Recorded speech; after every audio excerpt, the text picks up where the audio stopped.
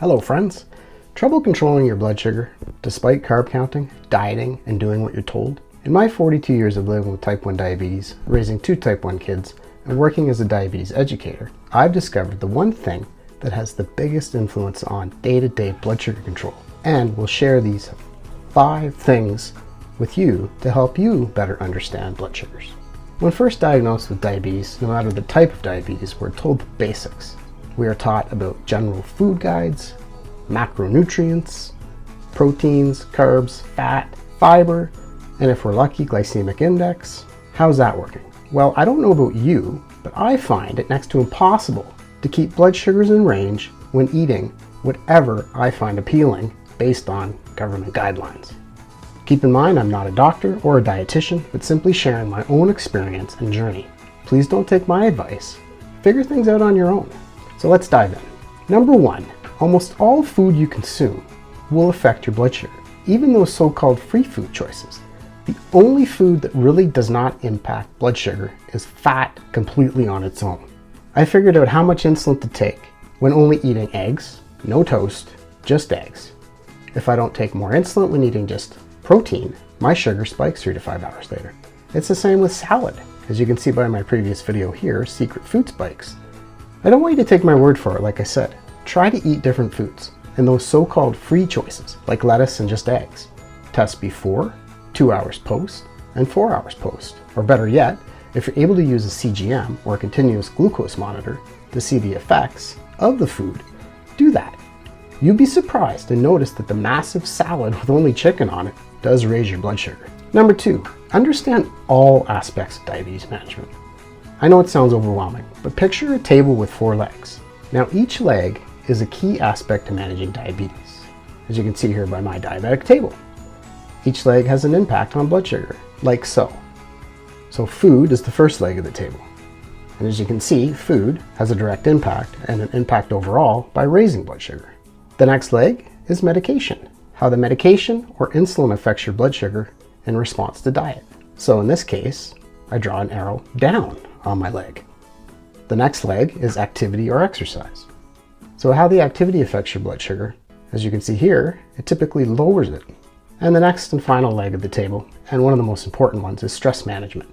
How to manage stress and reduce insulin resistance for better blood sugar controls post-food. And in most cases, being stressed out or having poor stress management causes more insulin resistance and higher blood sugars, as you can see by the arrow here going up on the leg. So if you have 4 balanced legs on your table, it's going to be a balanced table, kind of the same as balanced blood sugars. That's how I kind of conceptualize diabetes management.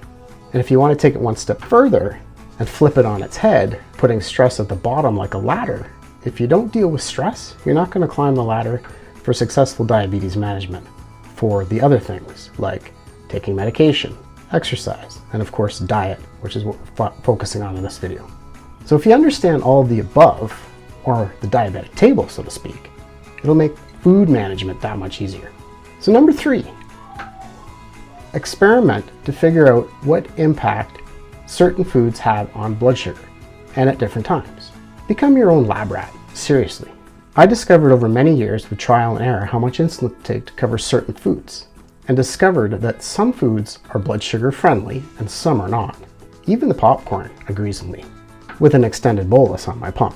But that took many years of experimentation and choosing the same size popcorn over and over again. But even then, the amount of carbohydrate is variable and not a perfect science. I'm often a bit low or high after eating it.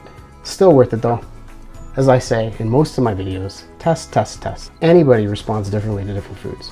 Number 4, understand that the higher the carbohydrate, the higher the chance of error. This applies to those who take insulin to cover a meal. Popcorn is an example of this for sure. There's nothing that frustrates me more than being told, eat what you want, just take more insulin. This advice is well intended, but seriously, the higher the carbohydrate, the dose of insulin is higher and the chance of error is higher. And this usually results in a low or a high. So I don't know if you can relate, but when doing the carbohydrate guessing game, and then you celebrate the fact that you got the dose right a few hours later, is a real thing for us diabetics on insulin. But it's kind of an odd thing if you think about it. So I typically eat a lower carb meal plan for this reason. I feel safer and more in control of the outcome.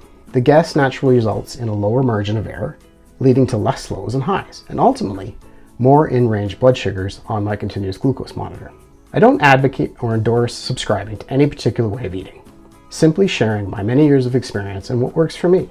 If you explore my Was the Insulin Worth It videos, you will see that I endorse the 80-20 rule and enjoying the finer things in life and the tasty choices that come with it. Example of this too is today. I was at a work thing all day, sitting, and of course I didn't bring my own food. So for lunch, I had a huge sandwich and soup, and I typically don't eat sandwiches. So as a result, as you can see by my screenshot here of my pump, it didn't agree with me. My pump had to autocorrect a few hours later. I went up into the 13s, which is not good for me, and I felt crappy, emphasizing the point to eat a smaller amount of carb, at least for me. So number 5, and the last point I want to make, is use all the diabetes food management tricks to lower post-meal blood sugar spikes. That's a mouthful, like glycemic index, mixed macronutrients, proteins, fats, and carbs in one snack or meal, stress reduction strategies, and exercise to keep insulin resistance low. This is similar to tip number 2, but really food management specific. So let's break it down. Using the balanced plate method, which a lot of dietitians teach, and I think it's a great method.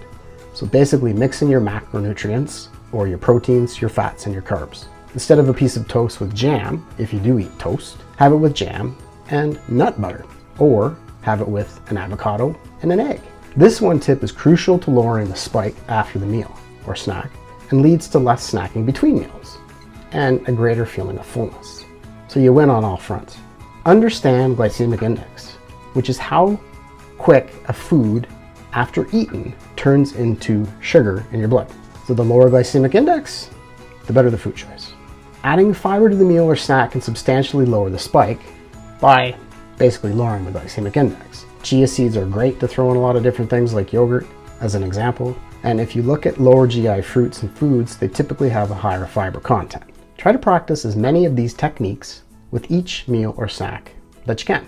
And test to see if you notice a difference post meal or snack in your blood sugar control. What should be emphasized is that food we choose to eat has an immediate effect on blood sugar control.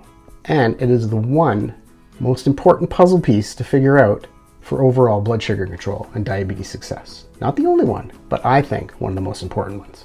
Check out my latest video here on surprising foods that spike blood sugar. Thanks for watching and wishing you all home and range blood sugars. Bye for now.